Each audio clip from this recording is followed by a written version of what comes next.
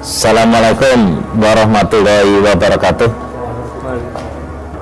Yang terhormat adik-adik sekalian dan saudara-saudara yang sangat berbahagia, kita berada di rumah asal muasalnya Setia Hati Terapi.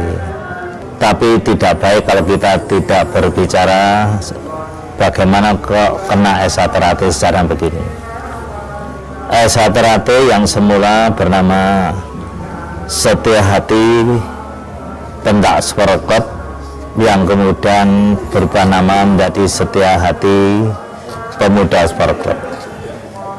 Ini didirikan oleh beliau Bapak Arjo Utomo pada tahun 1922 dan berkembang 1924 dan sampai sekarang. Siapa Arjo Utomo? Arjo Utomo adalah seorang patriotik, seorang perintis, dinamakan oleh pemerintah sebagai seorang perintis kemerdekaan. Karena hidupnya beliau di zaman penjajahan, dan beliau ini sangat kuat, sangat katakan getol sekali dalam melawan penjajah Belanda.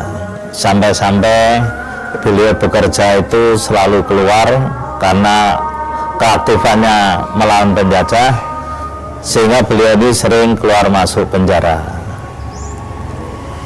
Mau di penjara selama akan dibuang ke Diku tidak jadi, karena sudah menjalani di penjara itu sudah ada 3 tahun. Mulai tahun 25 terus beliau itu keluar masuk penjara, sehingga latihan-latihan SH Terapi seringkali diteruskan oleh anak didiknya yang dikatakan pada saat itu ada teman-teman sahabat-sahabatnya. Itu kejadian itu. Nah, beliau ini setahun 38 sudah menderita sakit, ibaratnya sudah nggak bisa melatih, tapi anak didiknya, sahabatnya, temannya itu sangat setia dan meneruskan pendidikan itu. Tahun 42 waktu Jepang masuk, maka SH Terapi disepakati di dalam katakan itu musyawarah bersama-sama kadang-kadang SH Terapi kala itu, atas usul yang namanya Suratno Surangpati, tokoh Indonesia Muda, mengusulkan SHPSC, SH Pemuda Sporokot, dirubah namanya menjadi Setia Hati Terapi. SH Terapi itu mulai tahun 53 setelah tidak perguruan, akhirnya menjadi organisasi persaudaraan. Jadi SH Terapi itu bertumbuh pada paseduluran. Ini terbukti waktu saya kecil di Surabaya ada SH Terapi dipimpin oleh Pak Darsono Arjindro. Kemudian di Mojokerto ada SH Terapi dipimpin Pak Wedono.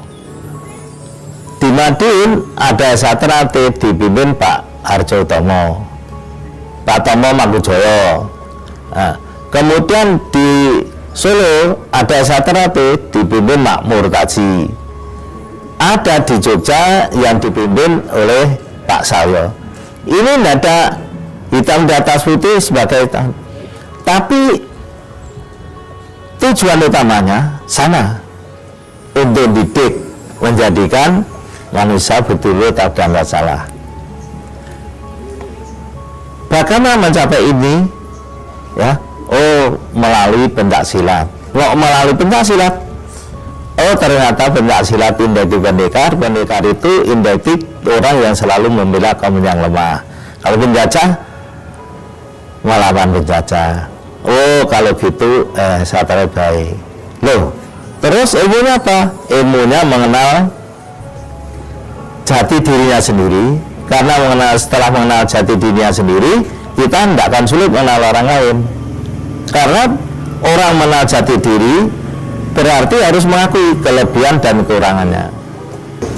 Nah, berarti persaudaraan itu menjadi rangkaian antara Satrate dan cabang.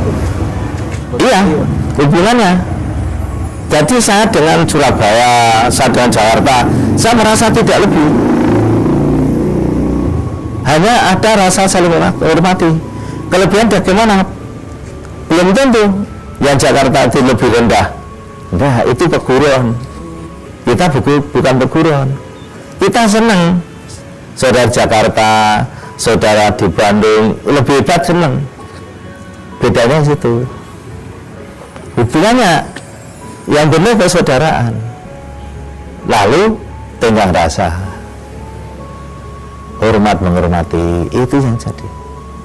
Pak, kembali ke rumah ini, bahwa harapan Bapak terhadap warga Setiati ke depannya dengan apa adanya rumah ini, Pak, harapan Bapak apa, Pak?